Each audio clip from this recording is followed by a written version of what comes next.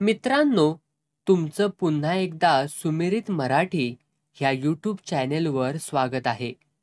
आजची कथा सुरू करण्यापूर्वी जर कोणी ह्या चॅनेलवर पहिल्यांदाच आले असाल आणि अजूनही सबस्क्राईब केले नसेल तर नक्की सबस्क्राईब करा. धन्यवाद.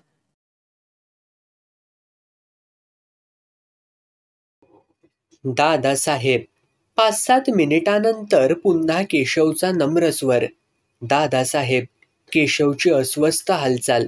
दादासाहेबांचे वर्तमानपत्राचे वाचन संपण्याची तो वाट पाहू लागला. काही वेळाने त्याने पुन्हा साद घातली. दादासाहेब. दादासाहेबांनी वर्तमानपत्राचे पान उलटले. त्यांचे वाचन संपण्याच्या आत आपण त्यांना हाक मारली तर ते नक्कीच चिडतील असा सुज्ञ विचार केशवने केला. उजव्या पायाचा भार डाव्या पायावर टाकून तो भिंती न्याहाळीत उभा राहिला. हे मूकनाट्य बराच वेळ रेंगाळले. केशव न बोलता काय करतोय या जिज्ञासेपोटी दादासाहेबांनी वर्तमानपत्र किंचित बाजूला केले. चष्म्याच्या कोपऱ्यातून त्याच्याकडे पाहिले. केशवने तो क्षण चलाखीने पकडला. त्याने साद घातली. दादासाहेब. यावं, असं इकडनं यावं. माझ्या शेजारी या खुर्चीवर आपण बसावं. नाहीतर यांना उभं का केलं असा जाब मुख्यमंत्री आम्हाला विचारतील. तशी पाळी आमच्यावर येऊ देऊ नका. दादासाहेबांचे हे उपरोधिक बोलणे ऐकून आपल्याला रडू येणे अत्यंत आवश्यक आहे हे केशवला मनापासून पटले. त्याने चेहरा रडवेला केला. आता कशाला आलास? माझी गरज संपली नव्ह. गरज असेल तर कुणाला बी किंमत द्यावी. एकदा आपलं काम झालं की तू कोण आणि मी कोण असं वागावं. खरं की नाही र? केशव काहीच उत्तरला नाही. चेहरा मात्र त्याने अधिकच भकास केला. माझ्या कानावर तुझ्याबद्दलच्या अगदी खडानखडा बातम्या आलेल्या आहेत रे. दादासाहेब पुढे बोलू लागले. गुपचूप मुली काय पाहतोस? स्वतःची ऐपत नसताना बादशासारख्या जेवणावळी कशा घालतोस? मुलींना पत्र लिहिण्याचा वाह्यातपणा कसा करतोस? सगळं मला कळलं आहे. दादासाहेब बोलायचे थांबले. केशवकडे दुर्लक्ष करून वर्तमानपत्र वाचू लागले. 10-15 मिनिटे तशीच गेली आणि मग हाताचा पंजा उडवीत म्हणाले, जा आता, उभा कामून हायस? वामन भटाशी वाद घाल. शितूरला जाऊन त्या बापू इनामदारा पुढं लोटांगण घाल. आणखी कोणत्या लग्नाच्या मुली आहेत ते शोधून काढ. त्यांना पत्र पाठव. कोर्टात जाऊन मुलींच्या बापांशी भांडत बैस. कर्ज काढून पंक्ती उठव. जा, खूप कामं आहेत तुला. आता मात्र केशवला अगदीच एकाकी पडल्यासारखे वाटू लागले. त्याचा धीरच खचला. त्याचे डोळे पाण्याने डबडबले आणि मग पाझरू लागले. त्याच्या डोळ्यातले पाणी पाहिल्यावर दादासाहेब मनातून किंचित हसले, पण वरकरणी तसे न दाखवता म्हणाले, अरे, मी तुला वाईट वाटण्यासारखं काय बोललो? उलट तुझ्या मनाप्रमाणे वागण्याची मी तुला पूर्णपणे मुभा दिली. तुझ्या स्वातंत्र्यावरती गदा नको रे यायला. तुम्हीच असं तोडून बोललात तर मी काय करू? मला कुणाचाच आधार नाही. केशव दीन स्वरात बोलला. या सगळ्या गोष्टी माझ्या हातून घडल्या त्या लग्न जमत नसल्यामुळं घडल्या. 5-7 वर्षापासून मी त्यासाठी एकसारखा धडपडतो आहे, पण यशच येत नाही. आणि तुमच्याबद्दल काय वाटतं ते माझ्या मनालाच माहिती आहे. म्हणूनच मी तुमच्याकडं मोठ्या आशेनं आलोय. तुम्ही तरी निदान मला तोडू नका. ज्या काय चुका झाल्या असतील त्या पदरात घ्या. या संकटातून मला तुम्हीच वाचवाल, दुसरा कुणीही नाही. केशवने एका दमात मनातले सगळे सांगून टाकले. आणि मग या जगात आपण खरोखरच एकटे आहोत अशी जाणीव त्याला प्रकर्षाने झाली. जन्मापासून भोगलेले, पाठीस लागलेले अतिसामान्यपण, त्या पायी पावलोपावली झालेली उपेक्षा आणि उपहास, या सगळ्याच गोष्टींचे दुःख त्याच्या डोळ्यांतून गळू लागले. एवढा बलदंड पुरुष रडू शकतो या वस्तुस्थितीने दादासाहेबांचे मन हेलावले. आपल्या जिवलग मित्राच्या एकुलत्या एक मुलाला इतके असहाय्य होण्याची वेळ यावी याबद्दलची उद्वेगाची एक रेषा त्यांच्या चेहऱ्यावरून सरकून गेली. ते अधिकच गंभीर झाले. बराच वेळ स्तब्ध बसले आणि मग त्यांनी प्रश्न केला. ते बोलले, ठीक आहे, तुझं काय म्हणणं आहे ते सांग. केशव काही क्षण घुटमळला आणि मग बिचकत बिचकत म्हणाला, मला 500 रुपयांची फार गरज आहे. कशासाठी रे? दादासाहेबांच्या प्रश्नात चांगलीच धार होती. यावर केशव घाईघाईने स्पष्टीकरण करीत म्हणाला, नाही, म्हणजे मी तसेच मागत नाही. त्याबद्दल माझं घर गहाण द्यायला तयार आहे. अरे पण तुला 500 रुपये लागतात तरी कशासाठी? दादासाहेब किंचाळले. केशव 500 रुपयांचे स्पष्टीकरण करू लागला. बापूसाहेब इनामदारांची योजना, त्यांची मध्यस्थी हे सगळे त्याने खुलवून सांगितले. त्यांच्या सल्ल्याप्रमाणे वागल्यास आपली या संकटातून सही सलामत सुटका होईल असा विश्वासही त्याने शेवटी प्रकट केला. त्याचे बोलणे चालू असताना दादासाहेबांचा चेहरा अधिकाधिक क्रुद्ध होत गेला. तो बोलायचा थांबला तसे ते एकदम खेकसून बोलले, त्या बापूच्या नादी लागून तुला पार डबऱ्यात जायचं आहे का काय र? केशव गोंधळला. आपला तुरुंगवास चुकणार म्हणजे खड्ड्यात कसे जाणार हे त्याला कळलेच नाही. अरे एक नंबरचा लुच्चा माणूस आहे तो. तुला तो कोरून कोरून खाईल. तुझ्या रूपाने त्याला एक चांगलं कुरण मिळेल चरायला. पण त्यांच्या बोलण्यावरून तर तसं काही वाटलं नाही मला. अगदी मूर्ख आहेस तू. बकऱ्याला खाणारा लांडगा. मी तुझ्यावर चांगलाच ताव मारणार आहे असं त्याला सांगेल का रे? पण मग ते कोर्टाचे प्रकरण? मी करतो काय करायचंय ते. तू फक्त माझं ऐक. आता आणखी गाढवपणा करू नकोस रे. ओणक्यातली पाचर काढून माकडाने त्यात स्वतःचीच शेपूट अडकवून घ्यावी तसे काहीसे केशवला झाले. इकडे बापूसाहेब पैशांचं काय ठरवलंस म्हणून भुंगा लावित होते. दुसऱ्या बाजूने दादासाहेब स्वस्त बसायला सांगितलंय ना, मग पुन्हा तेच काय म्हणून त्याच्यावरतीच खेकसत होते. केशवच्या आयुष्यात वकील नावाचा प्राणी अजून डोकावला नव्हता. कोर्टातल्या तारखा पुढे ढकलल्या जात होत्या. चैत्री पौर्णिमा जवळ आली होती. सप्तशृंगी देवी पुढे घटी बसायला जाऊ का? घटी बसल्यावरती तुझे 2चे 4 हात होतील असा देवीने कौल दिला आहे, अशी आठवण मावशीने 2-3 वेळा केशवला करून दिली. घटी बसण्याच्या पाठीमागे मावशीचा एक धूर्त असा डाव होता. सप्तशृंगी गडावर पेढे खूप स्वस्त मिळतात असा लौकिक तिच्या कानावर गेला होता. केशवच्या पैशात त्याच्यावरती उपकाराची भावना ठेवून मावशीला यथेच्छ फेडे खाता येणार होते. पण तिचा डाव फसला. केशवने मावशीची घटी बसवण्याची कल्पना 2 वेळा कुठलीच प्रतिक्रिया व्यक्त न करता ऐकून घेतली. तिसऱ्या वेळी मात्र तो चिडला. कुणाला लग्न करायला लावतेस? गळ्याला फास येऊन भिडलाय. आता कसलं आलंय माझं लग्न? जन्मभर मी असाच राहणार आता. आमच्या नशिबात ते सुख नव्हेच. यानंतर मावशीने तो विषय बंद केला. या गोष्टीला 2 दिवस झाले आणि एका सकाळी बापूसाहेब इनामदार दारात येऊन उभे राहिले. त्यांनी सरळ विषयाला हात घातला. तुम्ही पैशांची व्यवस्था करणार की नाही ते सांगा. यावेळी मी तुमचं गुळमुळीत उत्तर ऐकून परत जाणार नाही. मला काही तेवढाच उद्योग नाहीये. केशव नुकताच पाटलाकडून पाणी भरून आला होता. तिथे वामन भट, त्याने लावलेला दावा, बापूसाहेब इनामदारांची 500 रुपयाची मागणी, दादासाहेब मुळ्यांची प्रतिक्रिया, या सर्व गोष्टींची चर्चा केशवने पाटलाशी केली होती. सगळे ऐकल्यावर पाटील म्हणाला होता, दादासाहेब तुझ्या पाठीशी असताना त्या वामन भटाची तुला तुरुंगात पाठवण्याची काय र हिंमत? आणि तू इनामदाराच्या माग लागू नगस. तुझ्या भोळपणाचा तो फायदा घेतो हाय. तुला तो वर येऊ देणार नाही. त्याला तुझ्यासारखं बकर तोंडी लावायला नेहमी लागत्या ती र. मग त्याला पैशाचं जमणार नाही म्हणून सांगू का? केशवच्या प्रश्नावर पाटील तडकाफडकी उत्तरला, अगदी बेलाशक. केशवलाही ही तारेवरची कसरत आता जमत नव्हती. बापूसाहेब आणि दादासाहेब यांच्यापैकी एकाला चिकटून राहणे भाग होते. दादासाहेबच त्याला जवळचे होते. त्यांच्यावर भरवसा ठेवून बापूसाहेबांना तोडण्याशिवाय दुसरा मार्ग नव्हता. या क्षणी बापूसाहेबांना पाहिले तसा केशव त्यांना काय सांगावे या विचारात पडला. शेवटी धीर एकवटून म्हणाला, पैशाचं काही जमत नाही हो बापूसाहेब. तर मग तुरुंगात जाण्याची तयारी ठेवा. बापूसाहेबांच्या या फटकून बोलण्यावर केशव गप्प बसला. बापूसाहेब पुन्हा म्हणाले, तुम्हाला पैसा जास्त महत्वाचा वाटतो, अब्रू नाही.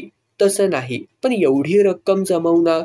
अहो, अशा वेळी जीव सुद्धा गहाण ठेवावा लागतो. आयुष्याचा प्रश्न आहे. तुमची तयारी असल्यास मी तुम्हाला कर्ज मिळवून देतो. गहाणवटीचे व्यवहार पुष्कळ होतात. केशव काही वेळ तसाच बसला आणि मग घुटमळत बोलला, दादासाहेब मुळे मला या गोष्टीला परवानगी देत नाहीत. त्यांच्या अपरोक्ष मी असं काही केलं तर ते मला फाडून खातील हो. असं? बापूसाहेब शब्दावर जोर देत म्हणाले. म्हणजे स्वतःला पुढारी समजणाऱ्या त्या माणसाच्या वंजळीनं तुम्ही पाणी पिता तर? तो मुळे तुमचा तुरुंगवास टाळेल असं तुम्हाला वाटतं का? तर त्यांचं तेवढं वजन आहे. शिवाय खुद्द वामनरावांच्याच साडूने मला दादासाहेबांच्या सल्ल्यानं पावलं टाकायला सांगितलं आहे. मी त्यांच्यापाशी 500 रुपयांचा प्रश्न काढला. त्यावेळी त्यांनी असं काही करू नका म्हणून स्पष्टच सांगितलंय. केशवच्या तोंडून हे ऐकलं आणि बापूसाहेबांच्या जीवाचा संताप झाला. या बावळ्या माणसाने नको त्या ठिकाणी आपला विषय काढला, आपल्यावरती अविश्वास दाखवला आणि विशेष म्हणजे सगळ्यांनीच आपल्या विरुद्ध यायला सांगितलं. मग ते दादासाहेब मुळे आणि बेलीफ यांच्याबद्दल अदवा तदवा बोलू लागले. त्या बेलिफानं कोर्टात ललकाऱ्या ठोकायचं सोडून कुणालाही नको ते सल्ले देण्याचा आगाऊपणा करावा, ही गोष्ट त्याला फार महागात पडेल. बोलताना 4-2 इंग्रजी शब्द वापरण्यानं त्याला कुणी बॅरिस्टरकी देणार नाही. बेलीफ म्हणूनच तो ओळखला जाईल आणि बेलीफ सारखी क्षुद्र व्यक्ती या बापूसाहेबांच्या पासंगालाही पुरणार नाही. आणि तुमच्या त्या दादा मुळ्याला सांगून ठेवा, गाठ ह्या इनामदाराशी आहे म्हणून. त्याच्या विरुद्ध कुणाला असं फितवणं जड जाईल.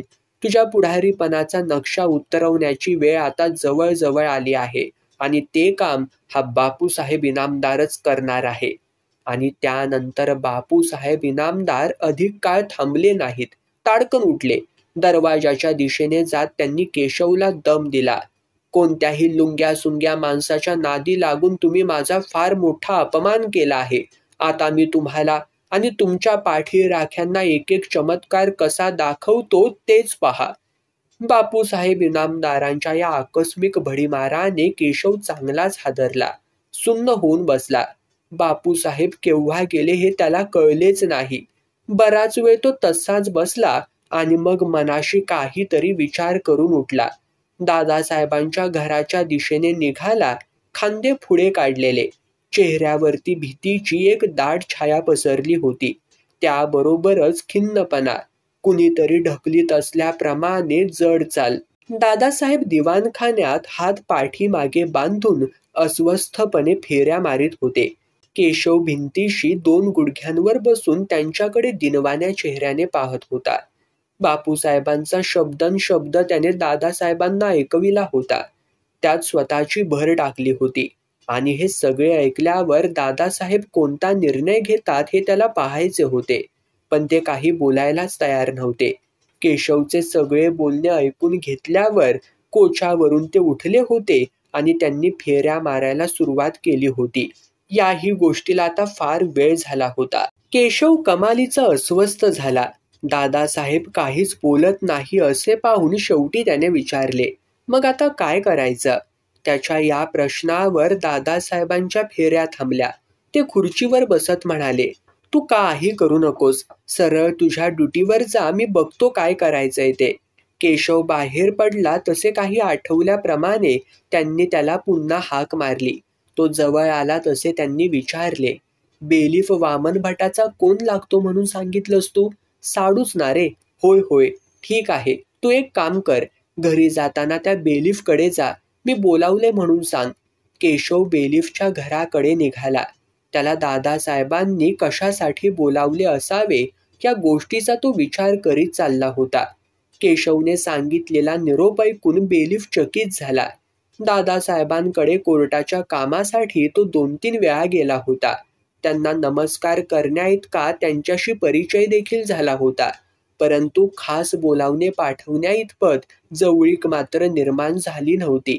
त्या पाठीमागचा कुठलाच संदर्भ त्याला लावताच येईना. त्याने केशवला कुतूहलाने विचारले, मला कशासाठी कॉल केलं हे तुम्हाला सांगितलंय का त्यांनी? नाही हो बुवा, पण तुम्ही वामनरावांचे कोण लागतात हे मात्र विचारलंय. यावर बेलीफच्या कपाळावरती आठ्या चढल्या. केशवच्या लग्नाचा कोर्टातल्या दाव्याचा विषय त्याला नको होता आणि नेमके त्यासाठीच आपल्याला बोलावणे केले गेले याची बेलिफला खात्री वाटली. मॅरेजचा काही विषय निघाला का? त्याने प्रश्न केला. लग्नाचा नाही, पण होय, तसा लग्नाचा विषय सुद्धा निघाला. नाही असं नाही. केशव क्षणभर थांबला आणि मग पुढे म्हणाला, काय झालं ते तुम्हाला सविस्तर सांगतो. आणि मग केशवने सकाळी बापूसाहेब आले होते अशी सुरुवात करून सगळे काही घोळून सांगितले. ते ऐकत असताना बेलिफचा चेहरा शेवटी संतापाने फुलत गेला. केशवशी, त्याच्या लग्नाशी आणि कोर्टातल्या दाव्याशी आपला आता फारसा संबंध उरला नसताना बापूसाहेबांनी आपला उपमर्द करावा, कारण नसताना आपल्याला आवाहन करावे, आपली लायकी काढावी, या सगळ्याच गोष्टींची त्याला चीड आली. त्यानंतर बेलिफ दादासाहेबांकडे जाण्यासाठी निघाला तेव्हा त्याने खिशात 2-3 पत्रे टाकली होती. ती शितूरची होती, मंदाने लिहिलेली होती. बेलिफशी दादासाहेबांचे काय बोलणे झाले हे जाणून घेण्याची केशवला उत्कंठा लागली होती, पण बेलिफ काही सांगत नव्हता. केशवने 2-3 वेळा त्याबद्दल त्याला विचारले होते आणि प्रत्येक वेळी वेळ आली की तुम्हाला सगळं सांगावंच लागणार आहे, पण आता नाही, असे मोघम बोलत होता. यामुळे केशवचा जीव चांगलाच टांगणीला लागला. यात आणखीन भर पडली. बेलिफच्या 2-3 चक्रा शितूरला झाल्या. हेही केशवला बेल्फिनीकडून बेलिफ घरी नसताना कळले. तुम्ही काय होतं ते फक्त पहा, आपल्याला एक मोठं नाटक खेळायचं आहे, असे ती त्याला म्हणाली. त्यावेळी तिचा चेहरा मिश्किल होता. केशव भांबावला. आपल्यावर दुसरेच काही अरिष्ट ही मंडळी आणणार नाहीत ना, अशी शंका त्याला आली. तो दादासाहेबांकडेही 1-2दा जाऊन आला, पण त्यांच्याशी काही बोलण्याची त्याला हिंमतच झाली नाही. उगवता दिवस मावळला की अंथरुणावरती अंग टाकताना निदान आज तरी सुटलो असा सुस्कारा तो सोडायचा. आणि मग एके दिवशी दादासाहेबांचे त्याला बोलावणे आले. केशव, पुढच्या आठवड्यात तुझं मंदाशी लग्न लावायचं आहे. तुझे बऱ्यापैकी कपडे असतील तर तेच धुवून त्यांना इस्त्री करून ठेव. केशव तोंडाचा आ करून दादासाहेबांकडे पाहतच राहिला. ते असे विचित्र का बोलतात हेच त्याला कळेना. ज्या गोष्टीसाठी त्याला अनेक वर्षे तळमळावे लागले होते, ती गोष्ट अशी सहजासहजी होईल यावर त्याचा विश्वासच बसत नव्हता. दादासाहेब पुढे बोलत होते. लग्न दोघेश्वराला लावायचं आहे. लग्नाच्या आदल्या दिवशी तुला नक्की कल्पना देईन. तोपर्यंत या गोष्टीची कुठंही वाच्यता करायची नाही. अर्थात त्यामुळं फारसं काही बिघडणार काही नाही, पण निष्कारण आडफाटे नकोत. आणि त्यानंतर दादासाहेब एक शब्दही बोलले नाहीत. केशवलाही बोलणे सुचत नव्हते. भांबावल्यासारखा तो बराच वेळ तसाच बसून राहिला. शेवटी दादासाहेबांनाच त्याच्या बसण्याचा कंटाळा आला. ते म्हणाले, जा आता, लग्नाच्या तयारीत राहा. केशव उठला आणि तडक बेलिफकडे निघाला. त्याला या गोष्टीची पूर्ण कल्पना असेल अशी त्याची खात्रीच होती. केशवची खात्री खोटी ठरली नाही. पुढच्या आठवड्यात त्याचे लग्न उरकून टाकण्याच्या योजनेमध्ये बेलिफचा सुद्धा भाग होता. केशवला पाहिल्यावर बेलिफने स्वतःहून सगळे काही सविस्तर सांगायला सुरुवात केली. मंदा आणि तिची आई वामन भटाच्या विक्षिप्तपणाला अतिशय त्रासल्या होत्या. त्यांना गावात किंवा नातेवाईकांमध्ये तोंड काढायला जागा नव्हती. मंदाच्या चारित्र्याबद्दल गावात उघड चर्चा होऊ लागल्या होत्या. लग्नासाठी आसुसलेली, ते जमत नाही म्हणून निराश झालेली ही मुलगी नक्कीच कुठेतरी फशी पडणार अशी प्रत्येकाची खात्री होती. सगळी लाज आणि मर्यादा सोडून मंदाने आईला स्पष्ट शब्दामध्ये सांगून टाकले होते, यंदा तुम्ही माझं लग्न केलं नाहीत तर मी कुठल्याही पुरुषाला जवळ करीन. मग मात्र तुम्ही माझ्या नावानं रडू नका. हे ऐकल्यावर मंदाच्या आईचे धाबेच दणाणले. ती नवऱ्याशी वाद घालू लागली. वामन भट दाद देत नव्हता. प्रत्येक वेळी गल्ली गोळा करीत होता. गळ्याला उपरणे बांधून बायकोला आणि मुलीला मला फाशी द्या. उपरण्याचं एक टोक तुम्ही दोन्ही बाजूंनी ओढा, म्हणजे माझी जीभ बाहेर येईल. मग माझ्यापासून तुम्हाला काही त्रास नाही असे सांगायचा. केशव मंदाच्या आयुष्यात डोकावल्यापासून असे फाशी जाण्याचे प्रसंग वामन भटावरती अनेक वेळा आले होते. शेवटी त्या मायलेकींनी त्याचा नादच सोडला. वाटेल त्या परिस्थितीत केशवच्या स्थळाचं नक्की करून टाका म्हणून त्या बेलिफच्या मागे लागल्या. त्या पायी होणाऱ्या बऱ्या वाईटाची जबाबदारी मंदाच्या आईने उचलण्याची तयारी दाखवली होती. बेलिफकडे त्यांची पत्रावर पत्रे येऊ लागली. या गोष्टी वामन भटाला कळल्या तसा तो बेलिफच्या घरी येऊन कडकडून भांडून गेला. मी बांगड्या भरलेल्या नाहीत, माझ्या मुलीचं लग्न करायला मी समर्थ आहे, असे त्याने बेलिफला ठणकावून सांगितले. घरबसल्या डोक्याला शीण नको म्हणून बेलिफने लग्नाच्या प्रकरणातून अंगच काढून घेतले. मंदाच्या आईला तसे रोखठोक सांगून देखील टाकले. परंतु बापूसाहेब इनामदारांनी त्याचा उपमर्द केल्यामुळे तो डिवचला गेला. वाईटपणा पदरी पडलाच आहे तर मागे पाऊल कशासाठी घ्यायचे असा विचार करून मंदाच्या लग्नाची जबाबदारी त्याने उचलली. दादासाहेबांशी या विषयावरती त्याने सविस्तर चर्चा केली. मंदाच्या पत्रामुळे बेलिफला आणि केशवला आलेल्या पत्रामुळे कोर्टातल्या दाव्याला काहीच अर्थ नव्हता. पण केशव मंदाचे लग्न लावून बापूसाहेबांचे नाक मुळापासून कापण्याची संधी बेलिफला चांगली वाटली. दादासाहेबांनाही तेच पाहिजे होते. वामन भट कुठल्याशा अनेकासाठी पुढच्या आठवड्यात 2 दिवस परगावी जाणार होता. त्या संधीचा फायदा घेऊन लग्न उरकून घेण्याची योजना दादासाहेबांनी आणि बेलिफने आखली होती. केशवला बेलिफ हे सगळे सांगत असताना बेल्फिन तिथे येऊन बसली. बोलण्यात भाग घेऊ लागली. बोलताना एखादा महत्वाचा मुद्दा नवरा विसरला तर ती त्या मुद्द्याची आठवण देऊन मग स्वतः सांगू लागायची. अशा वेळी बेलिफ चिडायचा. मला बोलू द्यायचं आहे की नाही की तूच बोलतेस? नवऱ्याचा प्रश्न विचारताना रंजीस आलेला चेहरा पाहून बेल्फिन तुम्हीच सांगा मी हो कशाला असे पुटपुटायची. बायकोच्या तोंड मिटून बसण्यावर मनात संतोष पावलेला बेलिफ केशवकडे पाहत पुढे विचारायचा. हा तर आपलं कुठपर्यंत आलं होतं? वामनराव गल्लीत उभे राहून गळ्याभोवती उपरण्याचा फास आवळू लागले. केशवच्या तत्पर उत्तरावरती खुश झालेला बेलिफ एक्झॅक्ट असा शेरा देऊन पुढे बोलायला सुरुवात करायचा. बेलिफ, बेलिफिन आणि मंदाची आई या तिघांना केशवने चौकात पाहिले. तसा तो घरातून बाहेर आला. अंगणामध्ये उभा राहिला. या म्हणून तिघांचे स्वागत केले. अंथरलेल्या सतरंजीवरती बसत बेलिफ म्हणाला, तुमच्या होणाऱ्या सासूबाईंना घर वगैरे दाखवून द्यावं म्हणून आलो. यावर केशवने मंदाच्या आईकडे प्रेमळ नजरेने पाहिले. या बाईच्या अट्टाहासामुळेच आपल्याला तिचा जावई होण्याचे भाग्य लाभले याबद्दलची कृतज्ञता त्याच्या नजरेत होती. मावशीला स्टोव पेटवायला सांगून अंगात शर्ट अडकवीत केशव बेलिफकडे पाहत म्हणाला, बसा मी आलोच. आता काही नको. केशवच्या बाहेर जाण्याचा उद्देश लक्षात घेऊन बेल्फिन म्हणाली, उद्या मंदा या घरी आली की आम्ही हक्काने चहा फराळ मागू. ती घरी वाट पाहत बसली असेल, तुम्हीच तिकडे चला आता. पण केशवचे बोलणे पूर्ण न होऊ देताच बेलिफ म्हणाला, आता खरंच नको हो. आपल्याला दादासाहेबांकडेच जायचं आहे. तिथंच बैठक घ्यायची आहे. झटपट निर्णय घेऊन वामनरावांना सुगावा लागण्याच्या आत आपल्याला मोकळं व्हायचं आहे. तुम्ही तुमची कामं आटोपून परस्पर दादासाहेबांकडे गेलात तरी चालेल. आम्हीही तिकडे येतोच. त्यानंतर पाहुणे फारसे रेंगाळले नाहीत. ते गेल्यानंतर केशव सुद्धा त्यांच्या पाठोपाठ पाटीलकडे रजा विचारण्यासाठी गेला. सगळे घर शांत झाले आणि मग घरात एकट्या राहिलेल्या मावशीला घर कमालीचे उदास वाटू लागले. 2-3 दिवसांपूर्वीच केशवकडून तिला या लग्नाबद्दल कळले होते, पण अशा मार्गाने लग्न होणार नाही अशी तिला खात्री होती. पण आता मात्र मंदा या घरात येणार या कडवट सत्याची तिला जाणीव झाली. या जाणीवेने तिला अस्वस्थ केले.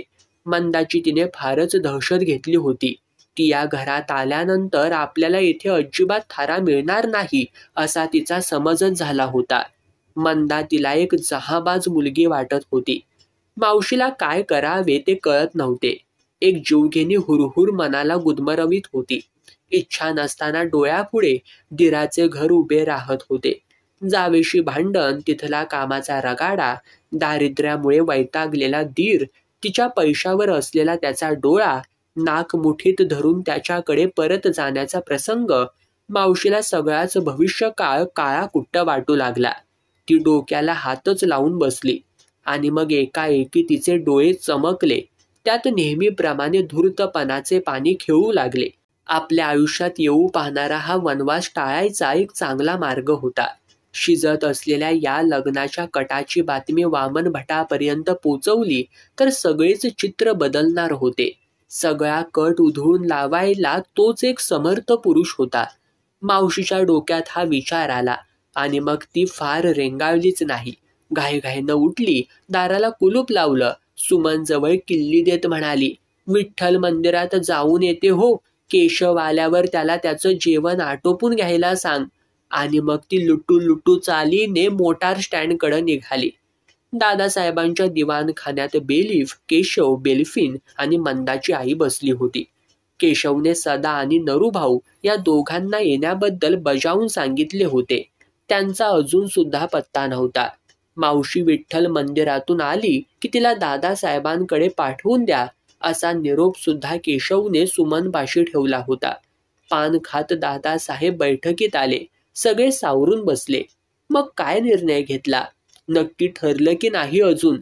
मंदाच्या आईकडे आणि बेलीफकडे पाहत दादासाहेबांनी प्रश्न केला. आता आणखी काय ठरवायचंय? मुलीच्या आयुष्याचा विचार करता या मार्गाने गेल्याशिवाय दुसरा तरणोपायच नाही. बेलीफच्या उत्तरावर दादासाहेबांच्या चेहऱ्यावर किंचित समाधान झळकले. ते बोलले, ठीक आहे, मग आता मुहूर्त पाहण्याचा वेडेपणा करू नये असं मला वाटतंय. छे, काय करायचंय मुहूर्त? मनात भाव चांगले असले तर सगळेच मुहूर्त शुभ असतात. बेलीफने सुमुहूर्ताची व्याख्या सांगितली. यावर केशव घाईघाईने म्हणाला, आजचा दिवस फार चांगला आहे. मी आत्ताच नरूभाऊंना विचारून आलोय. ते इकडे येणारच आहेत. केशवच्या या बोलण्यावर दादासाहेबांनी आणि बेलीफने त्याच्याकडे 1-2 सेकंद रोखून पाहिले. बोलले कुणीच नाहीत. तेवढ्यात सदा आणि नरूभाऊ आले. नरूभाऊंजवळ पंचांग होते. त्यानंतर मुहूर्त पाहण्याचा कार्यक्रम झाला.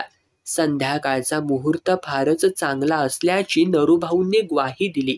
नंतर काही वेळ बैठकीत शांतता पसरली आणि मग सदा घसा खाकरत म्हणाला, आपली ही सगळी समजुतीची बोलणी चालली आहेत. वराकडची आणि वधूकडची दोन्ही माणसं गरजू आहेत. त्यामुळेच हुंड्याचा प्रश्न काढणं योग्य नाही. पण एक शुभ गोष्ट म्हणून काहीतरी आकडा ठरवला पाहिजे. सदाने काढलेला हा हुंड्याचा प्रश्न सगळ्यांनाच अनाठाई वाटला. मंडळींना तो विषय आवडलाही नाही. बेलीफने रंगाचा बेरंग होऊ नये म्हणून विचारलं, ठीक आहे, किती द्यायचे? यावर दादासाहेब एकदम बोलले, अहो, देण्या घेण्याच्या गोष्टी करण्या इतकी वेळ तरी आहे कुठं? प्रसंग किती आणीबाणीचा आहे. प्रघात म्हणून वरदक्षिणा द्यायची असल्यास 11 रुपये देऊन टाक आणि तो विषय बंद करा. सगळ्यांनीच दादासाहेबांच्या बोलण्याला दुजोरा दिला. 11 रुपये हुंडा बिनविरोध संमत झाला. एकटा सदाच मात्र या गोष्टीमुळे नाराज झाला.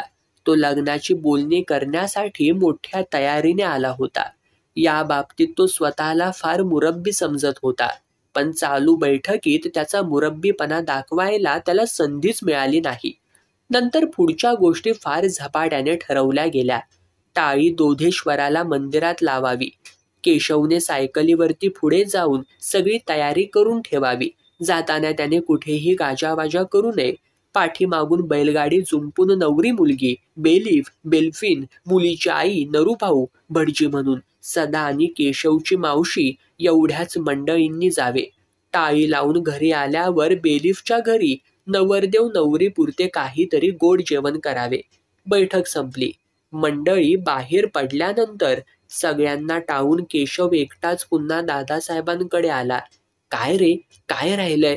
दादासाहेबांच्या या प्रश्नावर केशव काही क्षण घुटमळला आणि मग म्हणाला, तुम्ही दोधेश्वरला टाळीच्या वेळी असलात तर बरं होईल. का? माझी काय गरज आहे?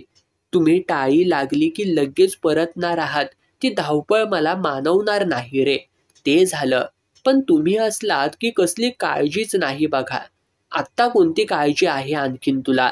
वामन भटाला या गोष्टीचा सुगावा लागला आणि जर तो केशवचे बोलणे अर्धवट तोडत दादासाहेब बोलले, तो वामन भट डोक्यातून काढून टाक. मी त्याचा समाचार घ्यायला समर्थ आहे. तो तुझं नकही वाकडं करू शकणार नाही. यावर केशव काही बोललाच नाही. थोडा वेळ तसाच उभा राहून मग तो बाहेर पडला. पण वामन भट ब्रह्मराक्षसासारखा त्याला भेडसावितच होता. देण्याघेण्याच्या प्रकरणी सदा नाराज झाल्यामुळे तो दोधेश्वरला डोकं चढलं या सबबी खाली गेलाच नाही. मावशीचा विठ्ठल मंदिरात आणखीन 1-2 संभाव्य ठिकाणी शोध घेण्यात आला. शेवटी तिला पाहण्याचा नाद सोडून केशव सायकलीवरती स्वार झाला. दोधेश्वरकडे त्याने कूच केली. केशव दंतमंजनाने दात घासत दारात उभा होता. घरात वावरणाऱ्या मंदाच्या हातातील काकणांची मंद किणकिण त्याच्या कानांना सुखावीत होती. एका आगळ्या समाधानाचे तेज त्याच्या चेहऱ्यावर झळकत होते. तेवढ्यात पाणी आणायला गेलेली मावशी रिकामी घागर घेऊन परत आली. केशव जवळ येऊन घाईघाईने ती सांगू लागली, "अरे केशव, चौकातल्या लिंबाच्या झाडाखाली तुझ्या सासऱ्याने काय तमाशा मांडला आहे बघ रे." "कसला ग तमाशा?" केशवने घाबरून विचारले. "तूच जाऊन बघ रे बाबा." केशव तसाच चौकाकडे निघाला. चौकात एकच गर्दी झाली होती. खाली वाकलेल्या एका फांदीजवळ वामन भट उड्या मारत होता. हातातले उपरणे त्या फांदीला अडकवण्याचा प्रयत्न करीत होता. तोंडाने बडबडत होता, "मला आता जगायचंच नाही. जिवंत राहून हे काळं थोबाड दाखवू तरी कुणाला. प्रत्यक्ष पोटची मुलगी बापाला न विचारता लग्न करते. बायको नवऱ्याविरुद्ध जावयाला फितूर होते. कसं सहन करू मी हे सगळं? या जगण्यात अर्थ तरी आता काय उरलाय? मी आता गळ्याला फासच लावून घेणार." केशव काही सेकंद तसाच उभा राहिला आणि मग सासऱ्याच्या दिशेने पुढे सरकला. त्याच्या हातातले उपरणे ओढू लागला. उपरण्याचे दुसरे टोक वामन भट ओढू लागला. सकाळच्या त्या उत्साहपूर्ण वातावरणात जावई व सासरा यांच्यात चाललेली ती रस्सीखेच पाहण्यासाठी सगळा चौक, मुले, बाया आणि माणसे यांनी तुडुंब भरला होता.